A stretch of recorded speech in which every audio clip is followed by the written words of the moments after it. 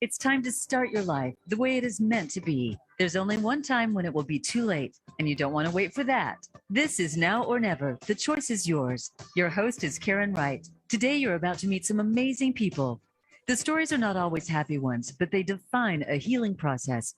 Listen with an open mind and an open heart. Now, here is Karen Wright.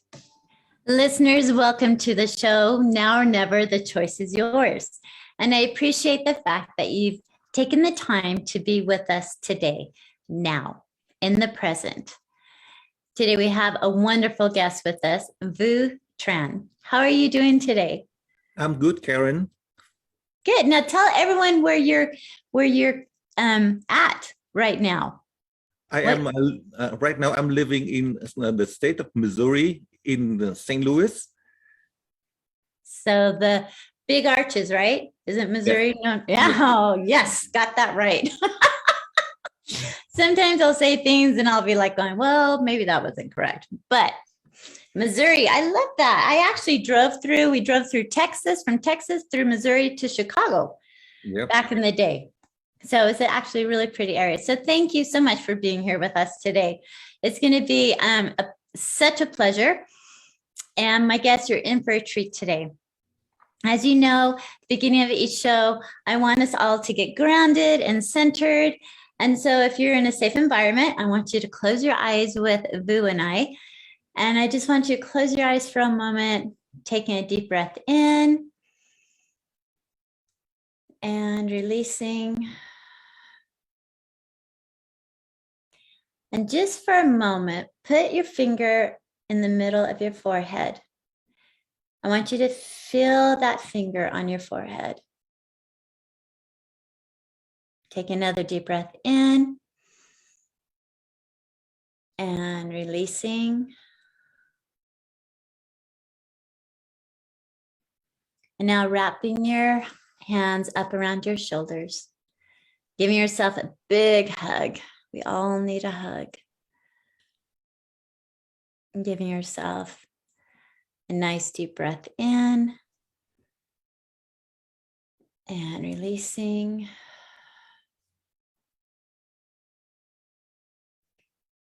I invite you to say this phrase, I am worthy of my love. I'm worthy of my love. Let's repeat that 3 times. I am worthy of my love. I am worthy of my love. I am worthy of my life. Of my love. Take another deep breath in. Giving yourself an extra little squeeze and blowing out. And then tapping 3 times on your chest, repeating the word accept. Accept. Accept, accept, accept. Another deep breath in and releasing.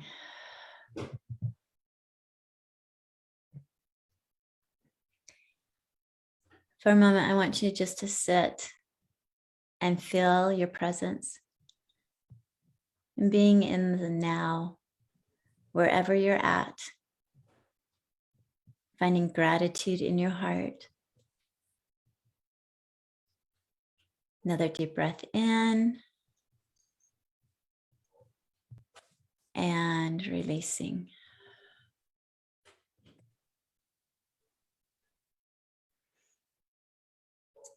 Okay.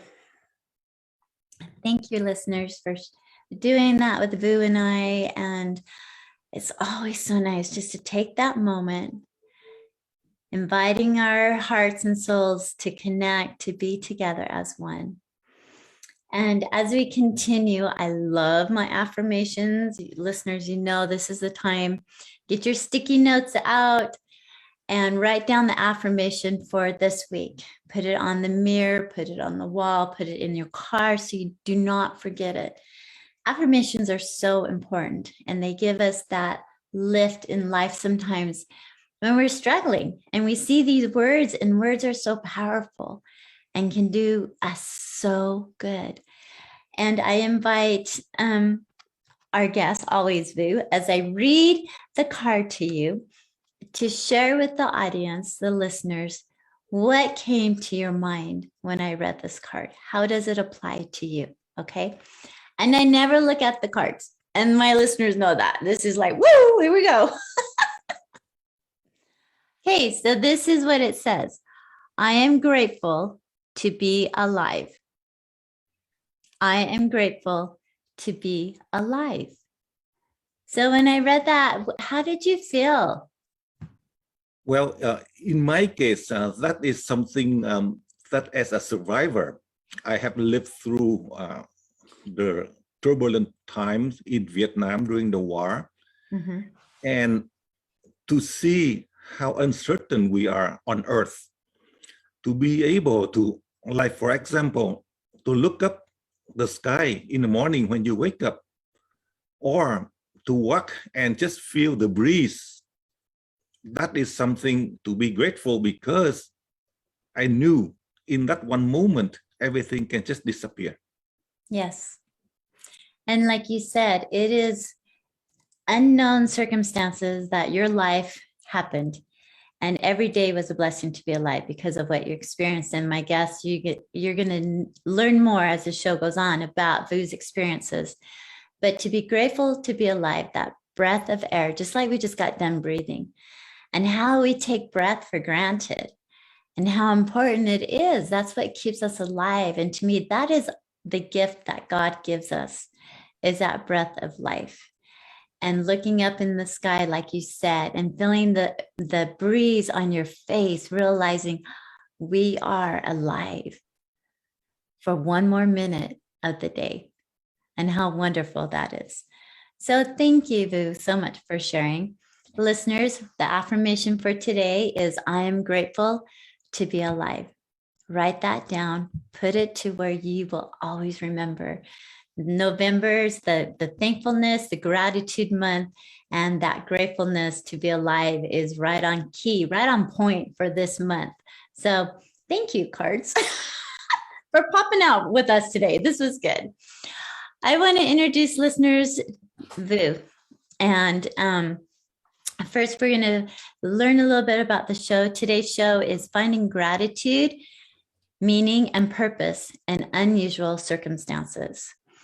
And I want to read you a little bit about Vu and his background, his bio. So Vu was born in Vietnam, a small country where people suffered from poverty and wars throughout its history. His father was a fighter pilot who was trained by the U.S. Air Force. For this reason, Vu says, we were fortunate to survive the Vietnam War. His family was among the first refugees who came to the United States before the fall of Saigon in 1975. They lost everything and had to rebuild their lives in a new land. Vu struggled with the new culture, environment, and language. In 1999, he reached the height of his career and had a very bright future, but he says was covered by the dark shadow of his own arrogance and weakness. At the age of 30, he thought he had everything under control. This blind ambition literally led him on a collision course with the truth. On Good Friday, April 13th, 1990, he met his fate in a head-on car crash that claimed 3 lives, including his fiancée. He totally lost the will to live and tried to commit suicide 3 times. After this near-death experience, he began a journey of spiritual transformation and eventually recovered from this trauma. He is blessed to have a loving wife and 3 beautiful children. Now he wishes to share his experiences and present the method of God presence energy with us today. So Vu, thank you from the bottom of my heart for being here with us today. Thank you for having me. And it is an honor to be able to share with all of you. But first of all, I wish to thank someone that helped me, Jeffrey Olson and Dr. Jeff O'Driscoll and Dr. Ingrid Honkala, who encouraged me. And also you, Karen, for giving me this golden opportunity. Well, thank you. And both Dr. Jeff and Jeff Olson, love those two. They've been on my show before. They're power men all the way. And I appreciate them introducing us together and being able to be on the show and hearing your experiences. So we had a phone call prior and we got to know each other a little bit, but I was intrigued by your story as a child, being in the midst of the Vietnam War and your dad being a pilot with the U.S. Air Force. And you said that literally saved your family. Can you explain to our listeners what that was like and about? Yes. Since my father, he was trained by the U.S. Air Force. So through my childhood, we were living from airbase to airbase. Now, with that in mind, and I remember in the case of my mom, each morning when she took us out to watch my father took off. Let's say, in the morning, you see 10 aircraft took off. And in the afternoon, you see only 7 coming back. So each one, they do not know which one is alive. So that feeling of uncertainty, gradually they train us. My father, he trained me that you need to learn to survive. Today, you may have your parents there to shelter, to protect, to comfort you. But tomorrow we may be gone. You are all alone. You've got to be able to find a way to survive and train yourself, discipline yourself to be able to adapt to any environment. So those are the backdrop where I was raised. And after going to the United States, we see a shift. Over there, we are living in constant danger because we were at war. Right. Over here, suddenly everything, is always peaceful. So that put my mind into a so-called dormant state.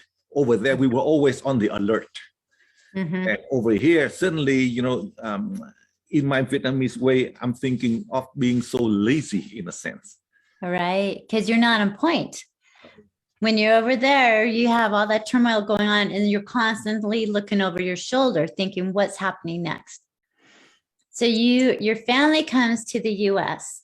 And what is that experience? Because it's a whole new cultural, we talked earlier, the language, the barrier, new food, adapting, the whole climate, everything was totally different. And you were how old at that time when you came over, Vu? At the time when I came over here in 75, I was 15. Oh, hard time. I remember I moved when I was 16, from one state to another, California. Where did I move? Washington to California. And we're going through high school. And that is a hard age.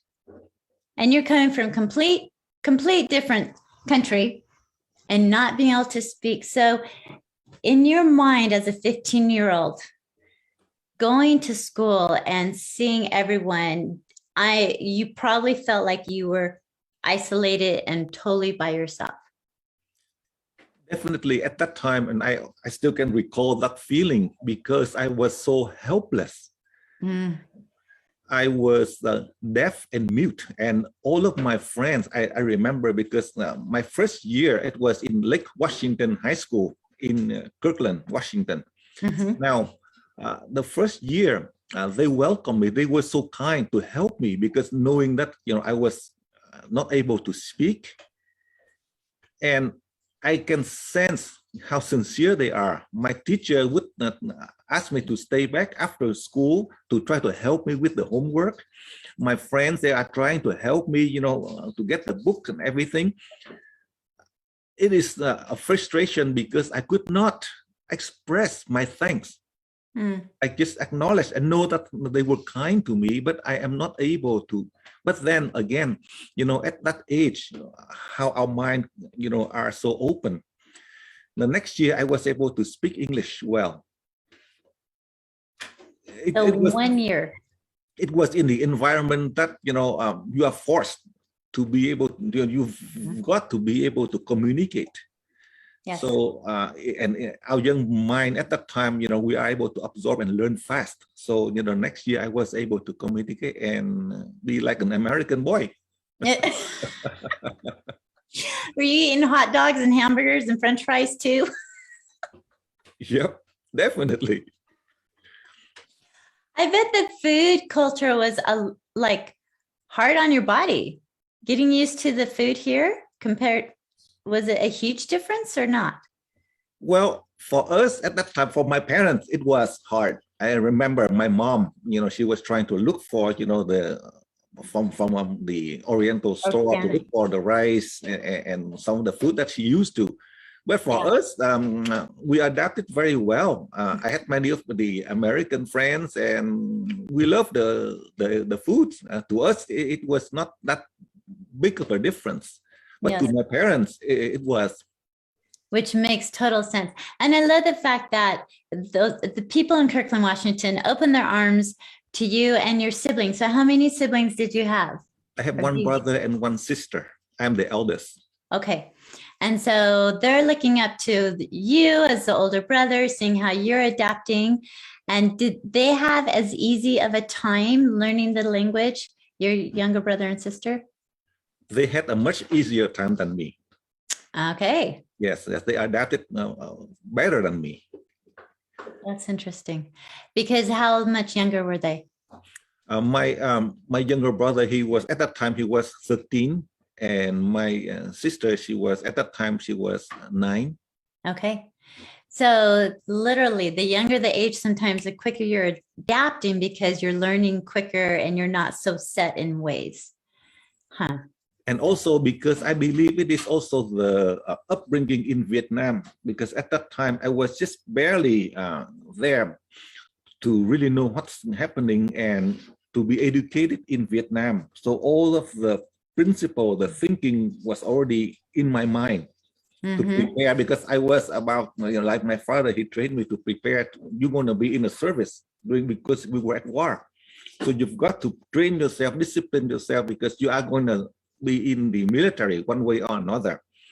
So from that aspect, I was trained and he drilled me. So it is always in my mind. So when I came to America, the switch between the two culture, it was harder for me than my brother or sister. Right. Now, did you go into the Air Force or the military at all? No, God spare me. War ended before I was drafted. Okay. And we're gonna talk about how and we talked about a little bit through in your bio about some interesting more trauma that happened to you with your fiance. So we're getting ready to go into a break. But I want to ask you one more thing before we do. Your parents, as they came over, and I know this is you're having to speak for them. Your mom especially, her kids are going off to school, and now she's home by herself every day. And her parents, usually you have your family, like your grandparents and stuff living with you.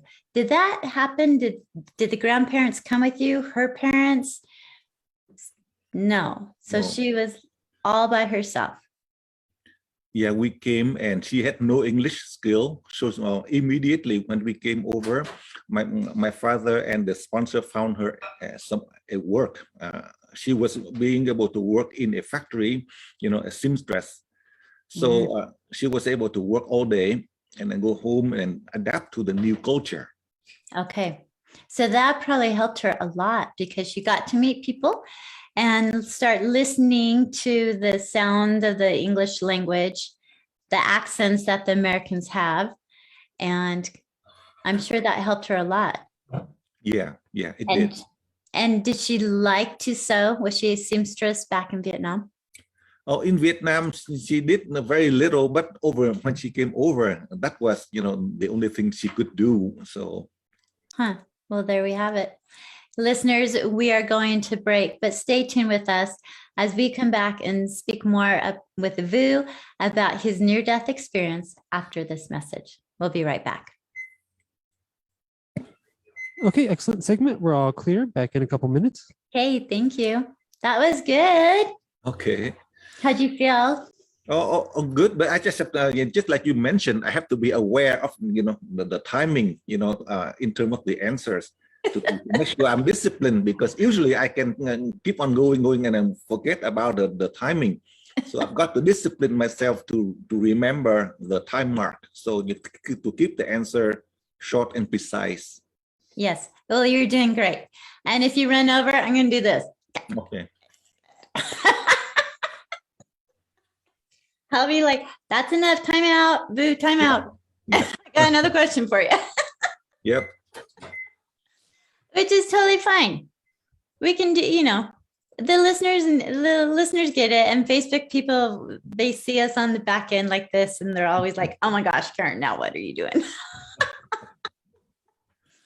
But it makes it fun. We just want to have fun. Yeah. Yes. So when we come back, we'll talk a little bit about your near-death experience, and we'll have you share that time, like what happened, maybe go into a little bit more detail about what happened. And on that Good Friday, April 13th. Mm-hmm. So do you have a hang up for April 13th? Friday the 13th? Does that bother you anymore? No, in fact, the number 13, it turned out to be a lucky number. Yay! That's what we like to hear. Good, because you're going to share that, why it is, if that's all right. Yep. Okay, that'll be good. All right, we'll be coming back in about 20 seconds. Okay, thank you, Matt. That'll be good. So hear the music playing again, and then I'll introduce the show again.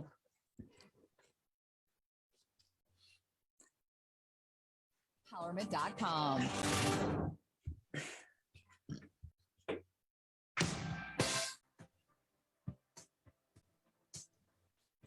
You are listening to Now or Never. The choice is yours. To connect with the program today, please call us at 1-888-346-9141.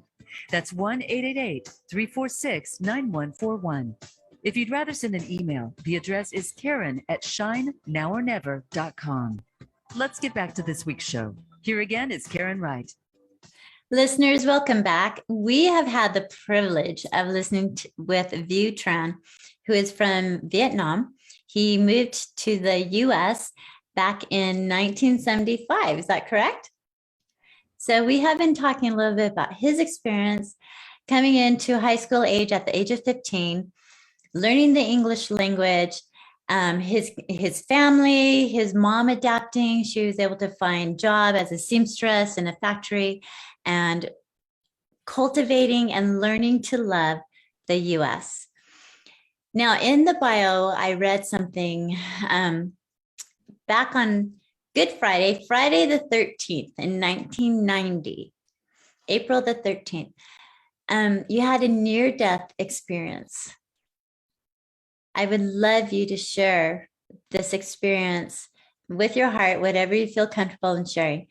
What happened and how that changed the course of your life? Okay. Getting to that point, as I have shared with you earlier, from Vietnam, I lived through the war, the uncertainty. So in the mindset that, life, everything that, you hold so dear can just disappear. So that was the backdrop. So moving forward to America, so I worked hard and eventually got a very good job. And then it seemed like, God opened the door for me, giving me, a good future, and meeting someone who is also, helping both of us to grow. So it seemed like everything was in my hand. Mm-hmm. I worked hard for it, and I see the reward. So from that perspective, I was, to my mind right now, I felt arrogant. I felt that it is mine. I I am the one who can hold my destiny. No one else can change my destiny. So that was the backdrop.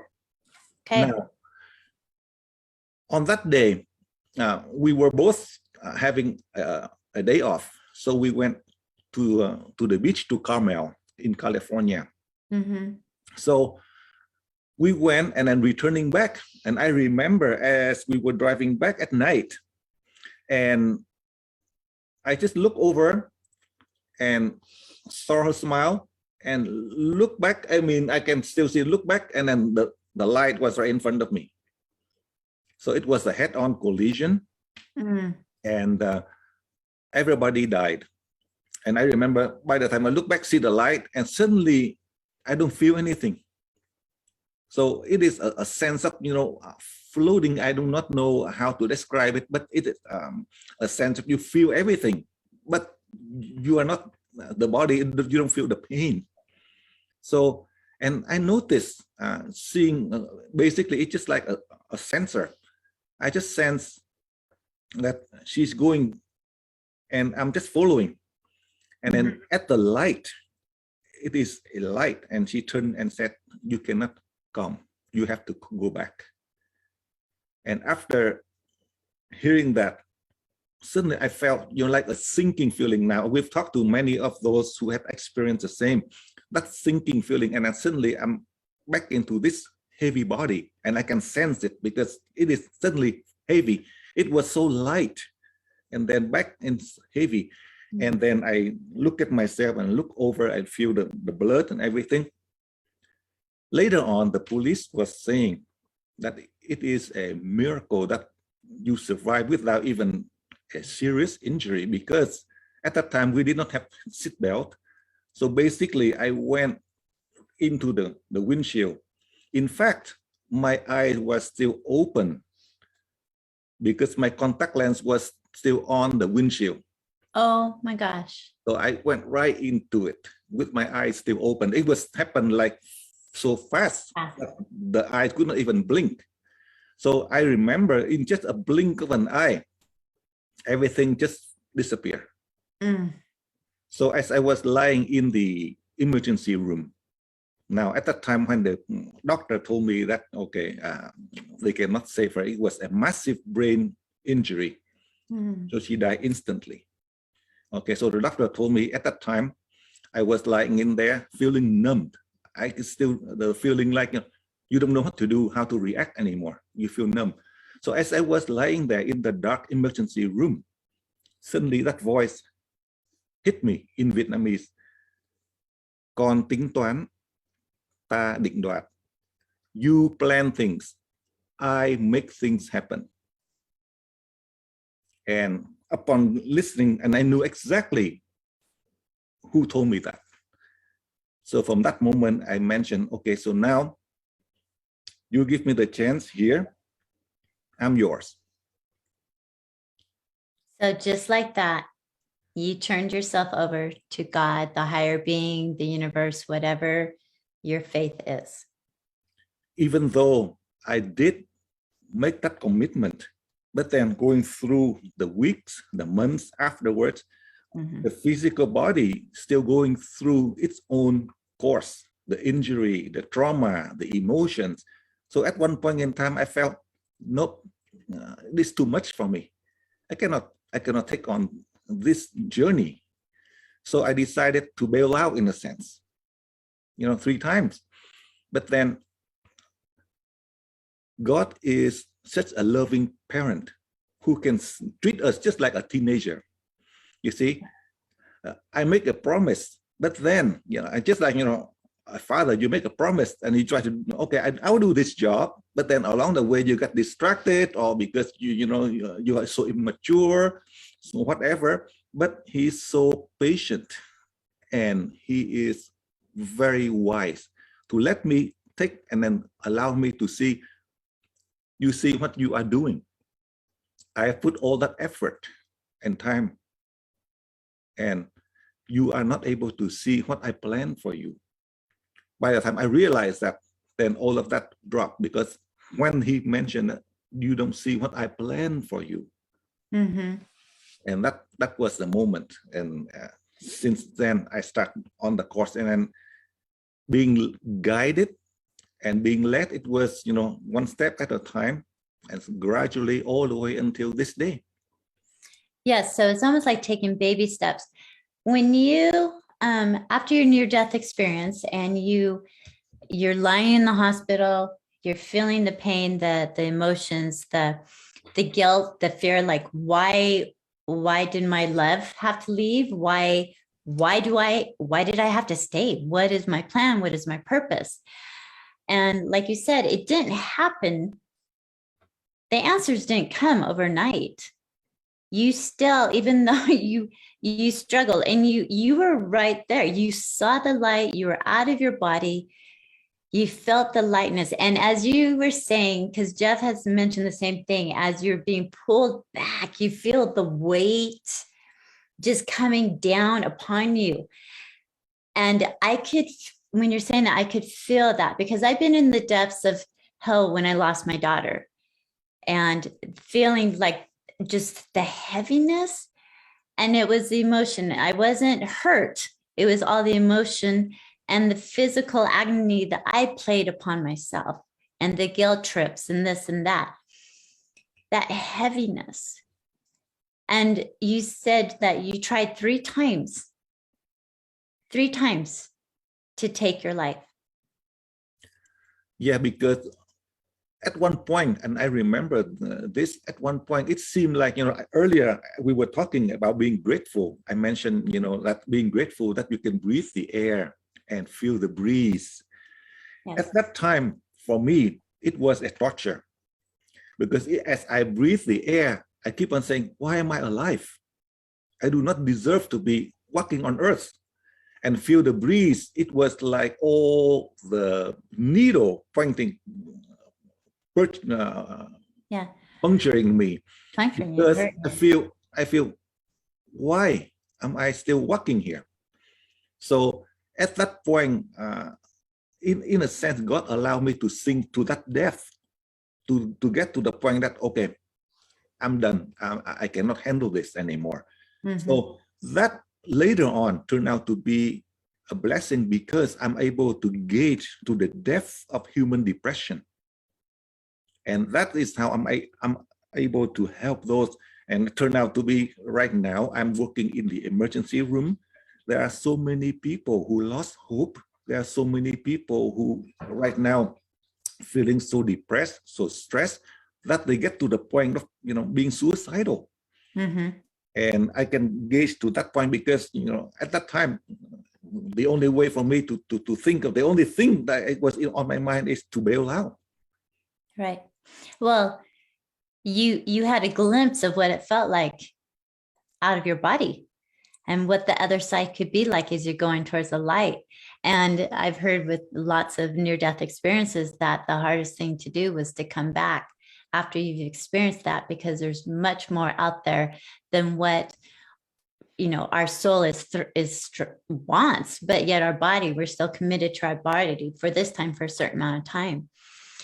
So as you had this relationship with God, and you started building your relationship with God through the near-death experiences, you found that God's presence has an energy. You call it God presence energy, the GPE, God presence energy. That the energy of God is around you, around all living things. And you and I had this conversation because I believe the same thing. We're all in God's energy. And so my energy outside my body, connects with your energy outside. We all have that energy barrier around us, that energy field, that magnet field that we see. So when we walk into a room, our energies do cross to where we become the one. And so that's why in the Bible or whatever, religious books, they talk about that we are one like God, because God's within us and in all of us. And when our energies cross, we become the one. How, when you're in the emergency room and you're seeing these people struggle, how do you help them? What words do you tell them to possibly lift them up or give them a glimpse of going, I got this? From my experience, just being truthful deep down in my heart, just through the gesture, just through the way that you pay attention to them, the way that you share your word of comfort. And in my way, sometimes I did not, it was a surprise to me too. Sometimes I did not have to say much. It's just the way that I approach and the way that I pay attention. For example, like, oh, they need a blanket, I'll bring a blanket and put the blanket on. Just the small gesture, but you do it with all your heart. So at the end, they would make a comment. They will share to others. There's something about that man who seemed to have that kindness, that energy, that warmth, that calmness. So that is one of the way that when we are talking about God presence, that is how God presence is working through us. We are just the instrument.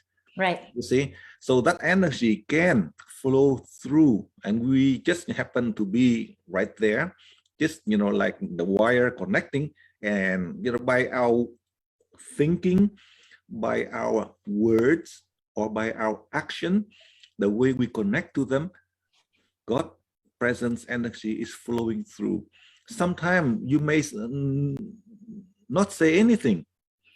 Right. And just just a small gesture, just a smile, and suddenly that energy is transferring right through, and they caught it. Yes. And you're aware, you become aware of what you're doing, and you're a conduit. I always, we're in between. We're in between. We're just those conduit people giving to others like God would. His energy is working through us. I want to ask one more question before we go into break, because I just remembered we talked about this before. April 13th, the day your near-death experience, I made that comment like, okay, Friday the 13th, is that a bad day for you? Because stuff happened in your life, turning point. And you said what to me? Okay, number 13 is a lucky number. Now, the reason I say this, because from one angle, you can look at a tragedy. You look at a situation that can be so negative, so bad. But then if you look deep into that and realize what you have gone through and learn from that, it turned out to be the greatest blessing of all. Many of us, we have gone through, we can say, a bad accident, or we can say a loss, or we can say, a terrible time in our life, a big, tough challenge. However, as we weather through the storm, guess what? We realize we are stronger. And secondly, we look at those not as really negative experiences, but we look at that as a good, positive learning curve for us to thrive, to strengthen ourselves, and to open doors. Because when you are stronger, you are able to see much better. Yes.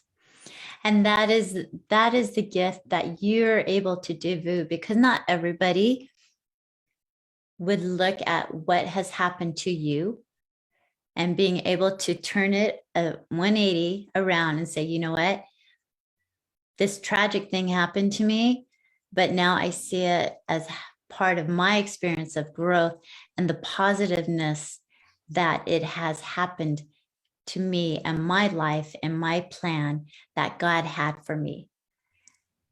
And so I want to say, I appreciate your strength and the role model that you are for everyone that you come in contact with at the hospital, for your lovely family now, and being able to share with the listeners what you've gone through and how you've come on the other side of the darkness and have made that dark into a positive.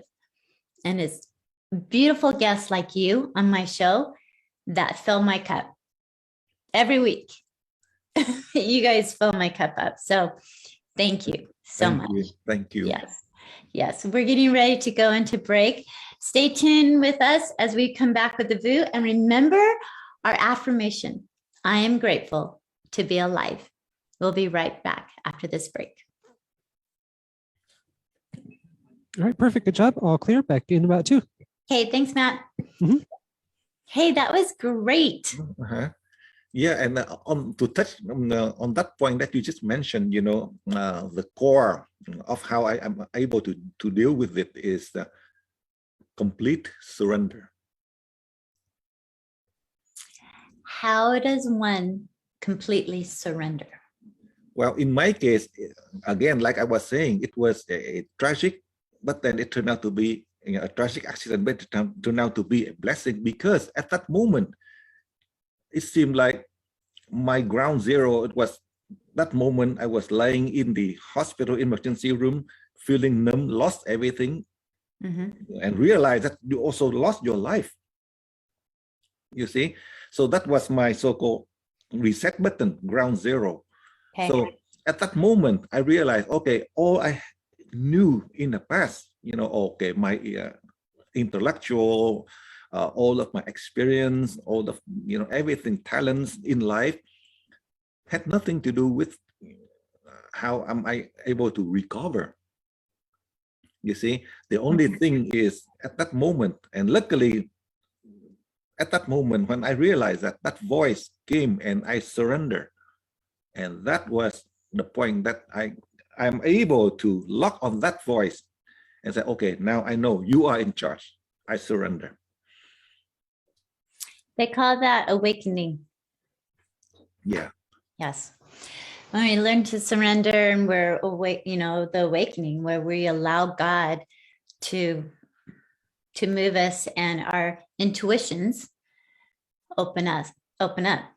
And I want to talk about the opening of intuitive potential with you when we come after our break. All right, coming back to you in just a few seconds. Okay, thank you.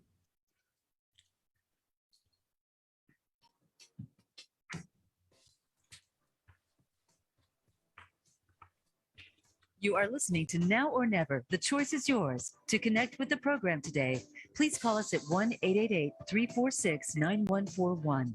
That's 1-888-346-9141. If you'd rather send an email, the address is karen@shinenowornever.com. Let's get back to this week's show. Here again is Karen Wright. Listeners, welcome back. We have been speaking with the VU today. And during break, I was talking a little bit more. We were talking about his near-death experience and how he reached ground zero, and that was the turning point where he learned to surrender to God. And I made the comment that the surrendering is awakening. We're awakened to God and to His plan. And I believe we each are intuitive individuals. We each have that, I call it a celestial gift that we're blessed with. Our souls have this intuitiveness, the sixth sense, whatever it is.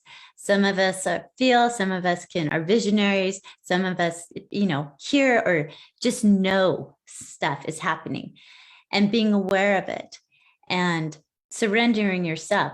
And VU, you surrendered yourself at that time to God. And you had a question in here, it says, what is the opening of intuitive potential? What is the opening of intuitive potential? Now, as we have discussed earlier, we recognize the fact that we are, living in a world that is also, some of us, if we're aware, we know there is a God presence, or the word that we use, God, but we can say a higher power, or we can say a creator, or the way I can put it, like our maker. So the point here is we have somebody watching over us. But you see, if we are aware of that, or if we open ourselves to recognize that, the process here, I'm calling it the opening of intuitive potential, or IP. Let me give you this analogy that perhaps you may see how it tie together. In order for this opening to work, you need 3 elements: humility, openness, and truthfulness. Okay, so now Just to give you an idea, I came from computer science background.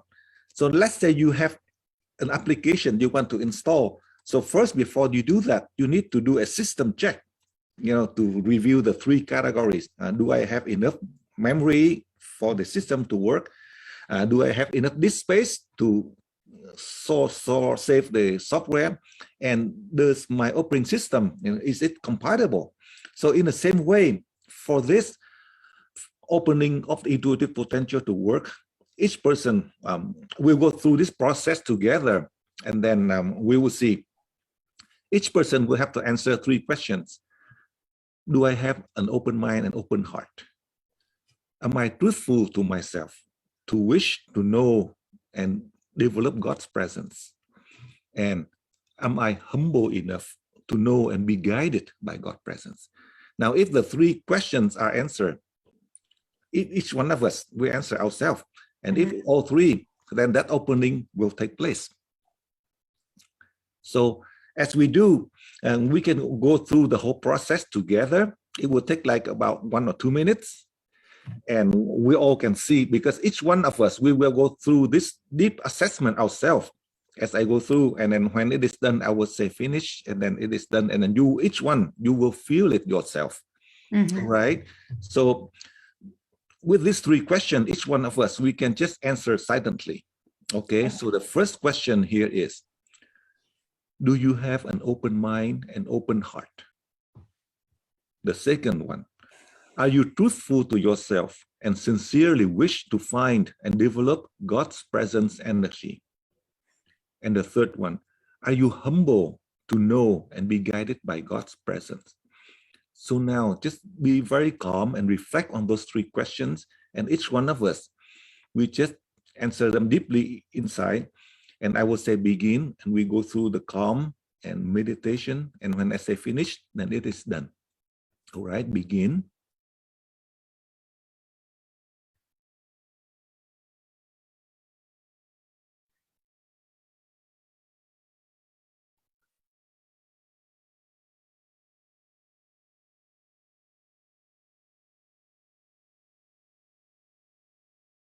Finish.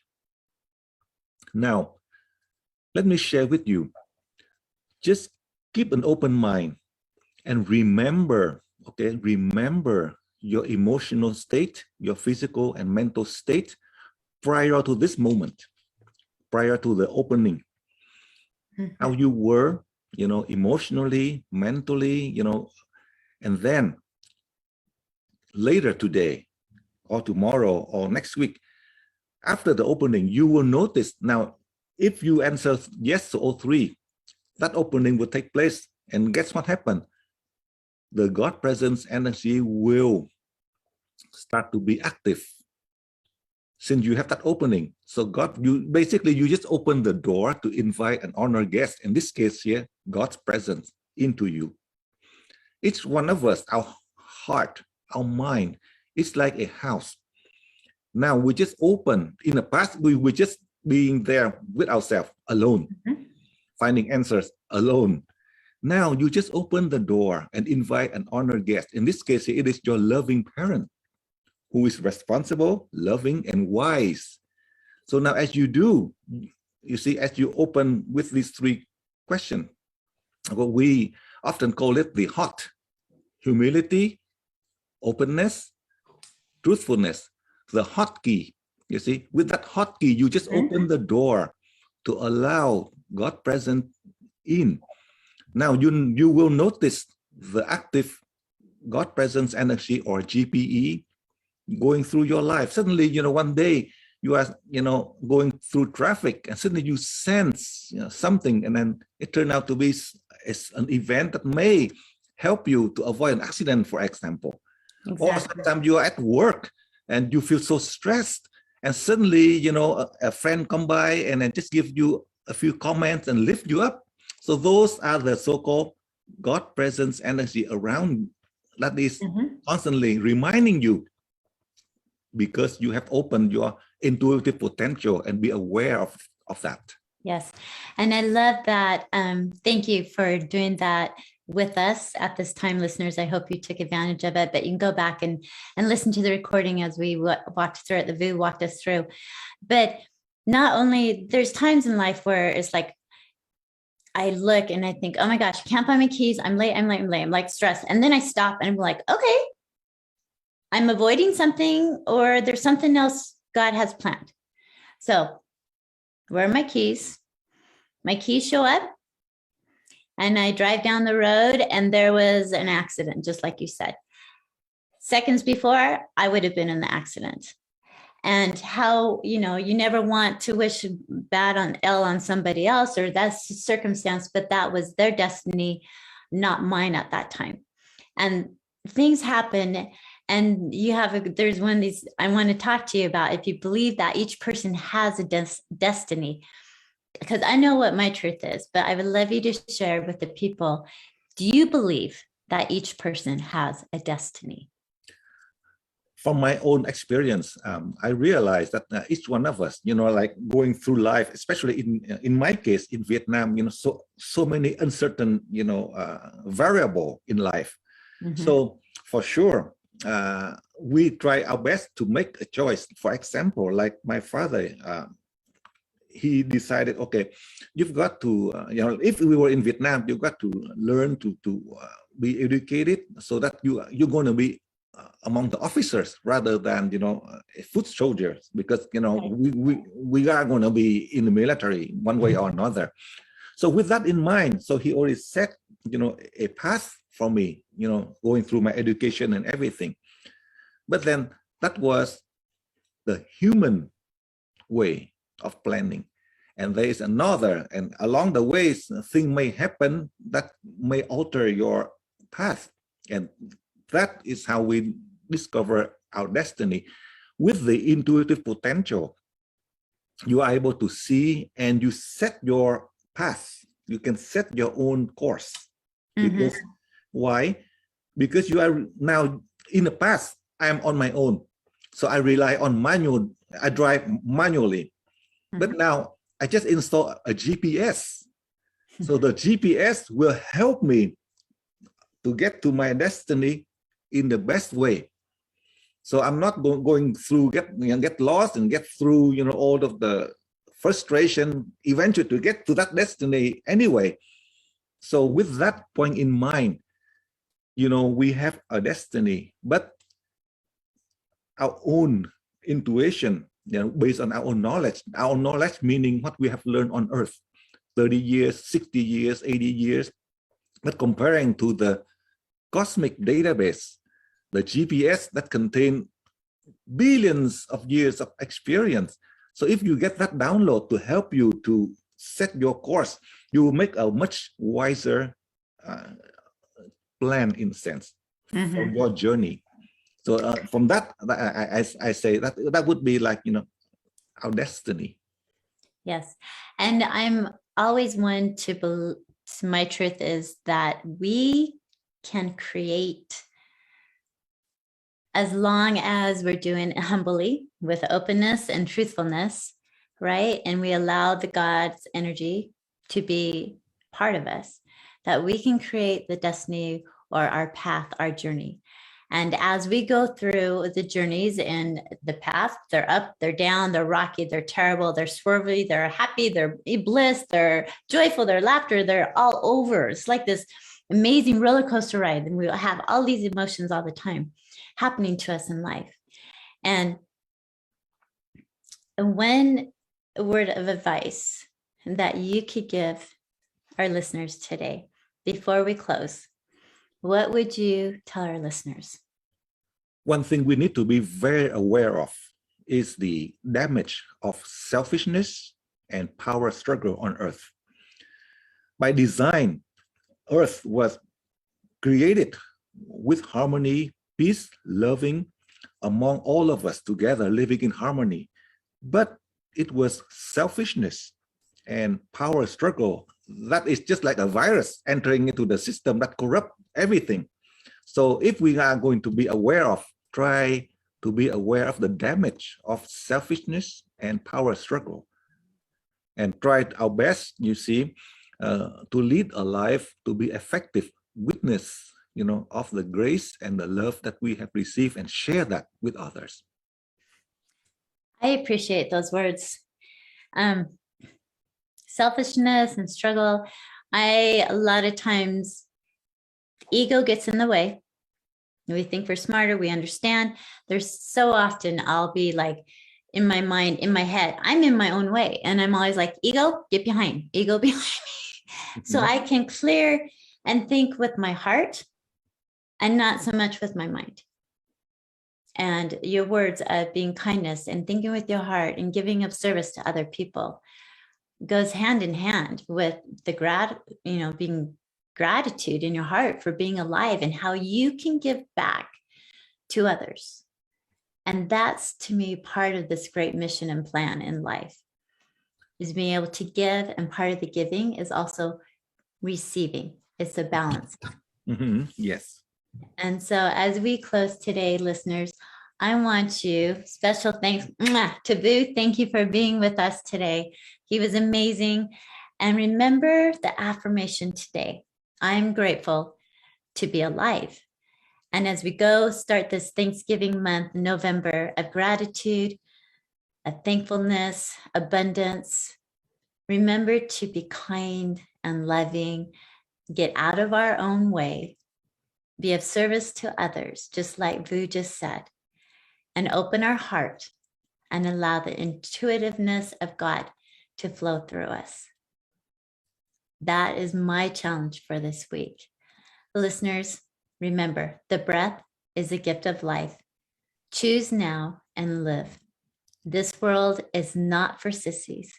We are here to experience our own story as we each walk our personal journeys. Have an amazing day, and thank you for choosing to be here now. Until next week, sending you all love and light. Thank you. Thank you. All right, great job today. Good show. We're all clear. Okay, thank you, Matt. Thank you, Vu. That was great. Thank you, Karen. How did you feel that went? Did you feel like you were able to speak freely and? Oh yeah, definitely. Yeah, definitely. I was able to speak. In fact, as we both went through, in my mind, in the morning, this morning, before the show, I prepared myself and I had a meditation, So one of the vision that came to me now I can share with you, it was not just like an interview, but it was like, a way that I present myself, in front of God's presence. Yes. Am I truthful? Am I, am I speaking,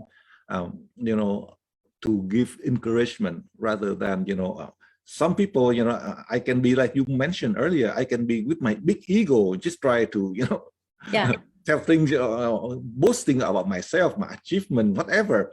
But, am I truthful or sincere through the message that is supposed to be sent, rather than just talking about myself or my achievement or my just boosting my ego?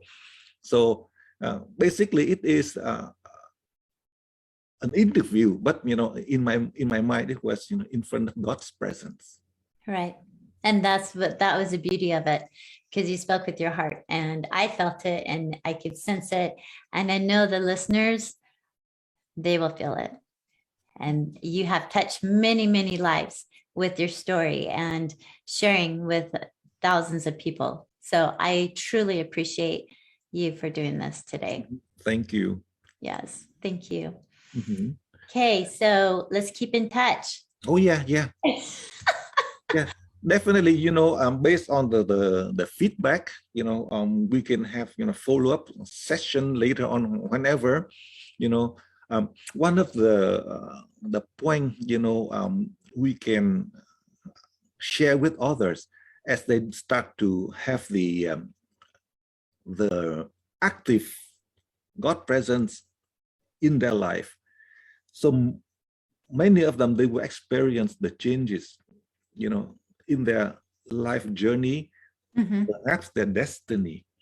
And through that, when we come back later on, like months later, and then we touch base on that, they can reflect on that, because when we mentioned, okay, remember in November, suddenly you have that opening. Yeah. And then through the months, many of them, they were experiencing, wow, it seemed like I'm not alone. There is a presence, or there is an energy that's, always surrounding me, and that I was not aware of in the past. You see?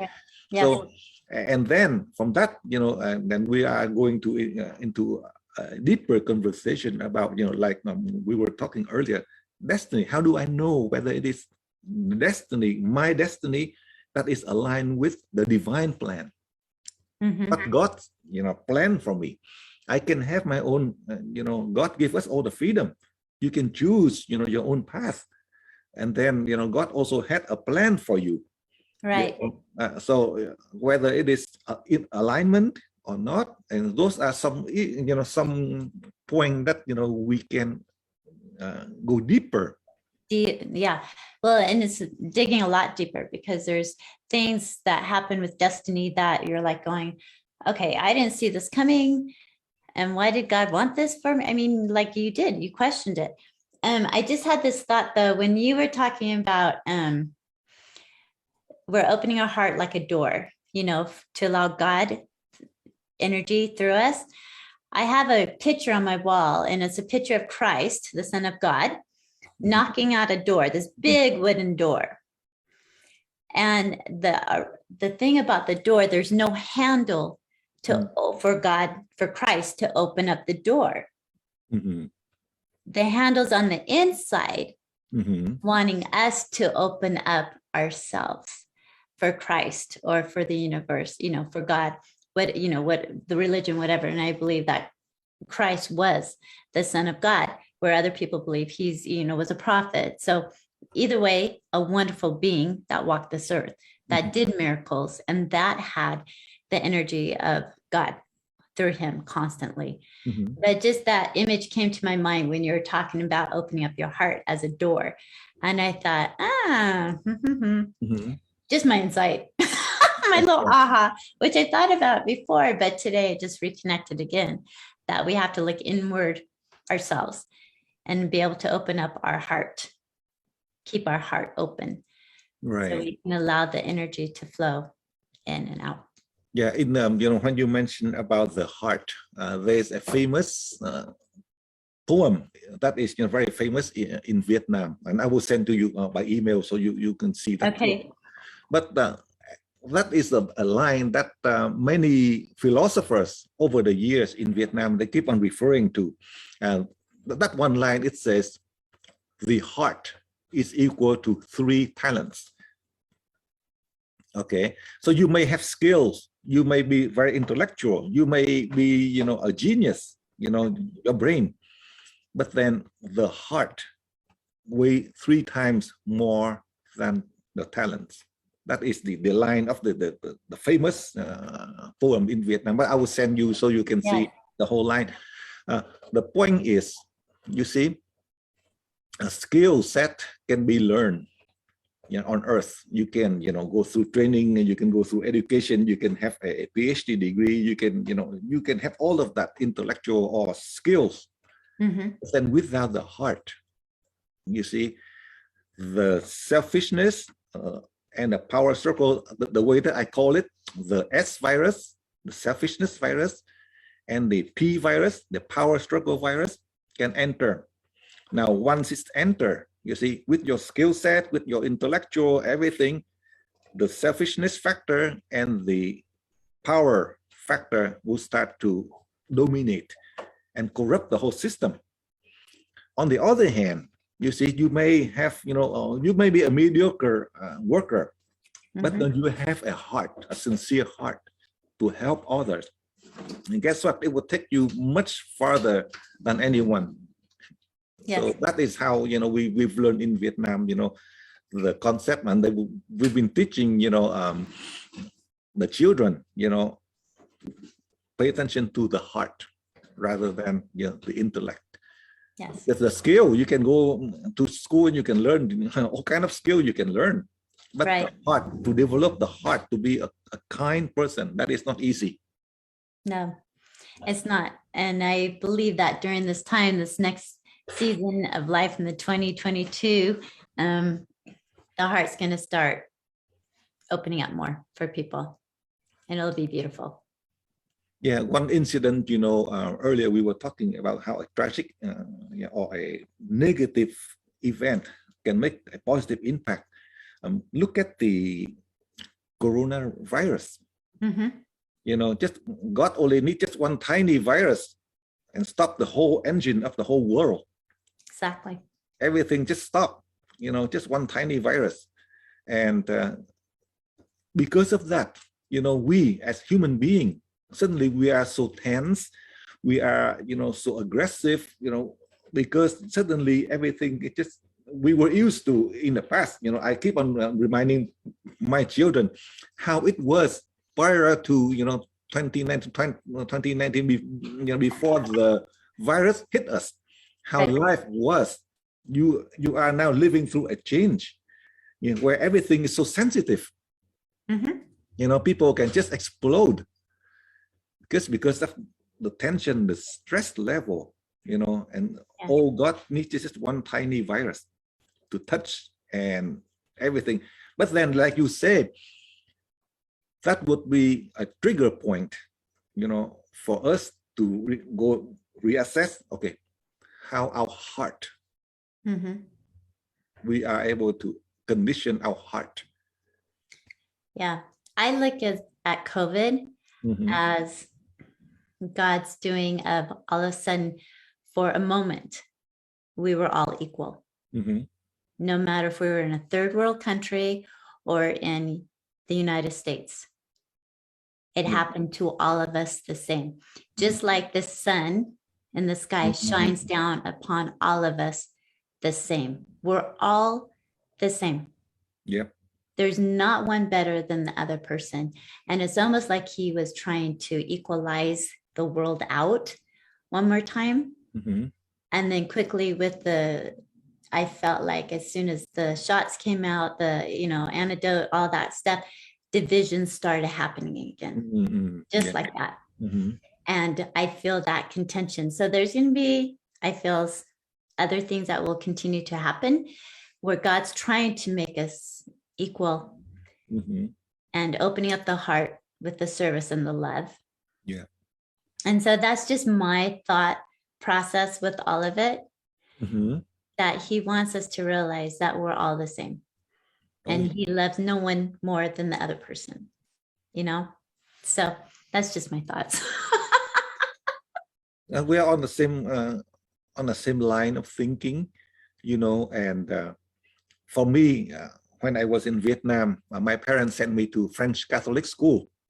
So, going through Bible school, I was terrified, the concept of God as, being judgmental and powerful, who will condemn us if we sin.